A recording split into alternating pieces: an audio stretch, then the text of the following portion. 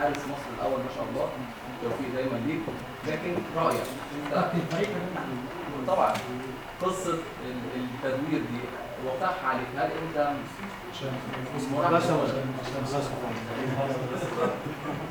انت مستني يعني اشوف رد فعل ايه يعني في الموضوع؟ يعني احنا اتكلمنا في الموضوع ده قبل كده وانا طلعت اتكلمت في الموضوع ده وحصل قبل كده من نهايه افريقيا.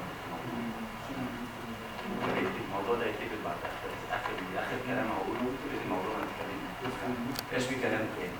لو في الاخر هنحل العب هيحدث الواحد في ملعبه كلنا في ظهره كلنا مسمين تمام. دي حاجه. تاني حاجه الكوتش نفسه اتكلم في الموضوع ده قبل كده في الموضوع قبل كده ان هو في تفاهم بينه وبين كويس جدا، بنتكلم مع بعض كان كابتن الفريق في تفاهم بعض في تفاهم بعض مع بعض في الكلام ده. واولها مصطفى شوبير عمل بطولة افريقيا كويس جدا وعمل ماتش دوري كويس جدا.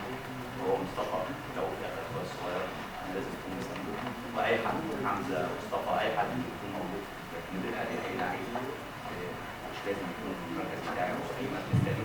اللعيبه كلها احنا عندنا 29 لعيب دلوقتي، اي حد يكون موجود في الملعب احنا كلنا في ظهره. دي اهم حاجه احنا عندنا واحد. ولازم الناس تبقى عارفه الكلام ده كويس ولازم الموضوع ده خالص مين يلعب مين ما يلعبش مش بتاع حد لعيبنا احنا بس بتاع المدير الفني كل ما يكون قرار مش حد يقدر يطلع بره النص. يعني ده سيستم ماشيين عليه مش حد يقدر